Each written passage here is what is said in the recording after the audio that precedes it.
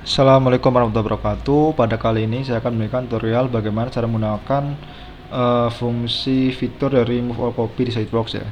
Di sini kan yang di bawahnya kan diputar ya, 90 derajat ya, nggak tidak sama dengan atasnya ya. Nah, saya mempunyai ini ya, fitur yang ini masih sejajar ya dengan atas atau lurus ya.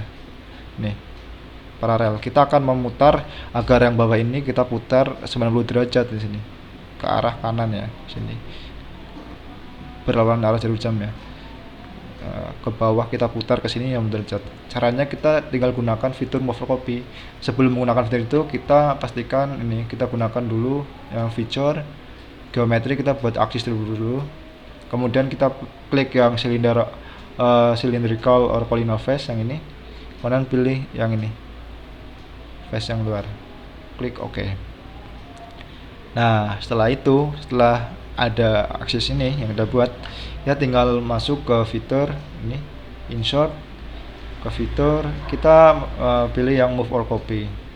Nah, move or copy ini ya di SolidWorks digunakan untuk memindahkan atau menyalin bodi solid dalam satu atau beberapa langkah di dalam bagian atau rakitan part assembly. Nah, untuk body to move-nya kita pilih yang bawah nih. Nah, kemudian X-nya kita agar center di sini kita nolkan. Nah, agar center di aksis ini. Nah, setelah itu kita putar yang Y ini 90 derajat ya. Nah, ke sini kita putar ke sini.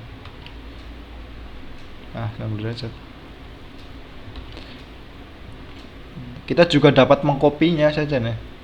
Nah, jadi di sini tetap ada, di sini juga ada yang baru bentuknya seperti ini, diputar 90 derajat nih. Kalau di copy seperti ini, maka sini seperti ini. Nah, tapi kita cuma memindahkan ya. Jadi kita edit saja, kita tanpa mengcopy ya, unchecklist saja, pindah ke sini, yang bawah pindah ke sini. Nah, klik OK. Nah, otomatis sudah dipindahkan atau diputar ya dengan fitur move or copy ya dia. Sekian tutorial singkat dari saya, semoga bermanfaat, semoga membantu. Terima kasih. Assalamualaikum warahmatullahi wabarakatuh.